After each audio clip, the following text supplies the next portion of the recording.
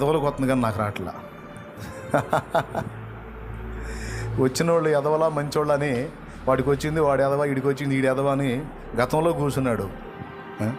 దేవుడు అంటున్నాడు, ఆ ఎదవల సంగతి నీకెందుకురా మంచోడా, నువ్వు క్రొత్తగా ప్రారంభించరా నాయన. నువ్వు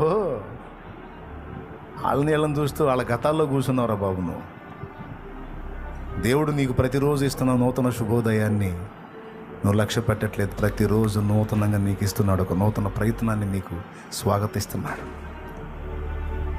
వాళ్ళని వీళ్ళని తలుచుకుంటూ వాళ్ళ గతాల్లోకి తొంగి చూస్తూ నీ గతంలోకి చూస్తూ కరెక్ట్ కాదు. క్రొత్తగా ఆలోచించు, క్రొత్తగా ప్రారంభించు, క్రొత్తగా ప్రయత్నించు. ఒక నూతన ప్రారంభాన్ని మొదలుపెట్టు.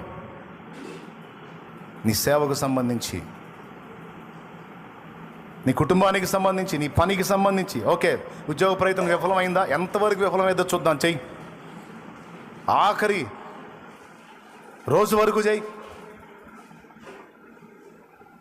ఎందుకు జరగదో చూద్దాం కార్యం. నిన్ను పుట్టించినవాడు, నీకంటూ కుటుంబాన్ని ఇచ్చినవాడు, వాళ్ళకి పట్టెడు అన్నం పెట్టడానికి నీకు ఒక ఉపాధి చూపించడా? అంత అన్యాయస్తుడా? చూద్దాం ఆ సంగతి కూడా. ఒకవేళ చూపించలేదు, అప్పుడు తగాదా వేసుకుందాం దేవుడితో. నీ చేత తగాదా వేసుకునేంత అవకాశం ఇస్తాడు నీకు.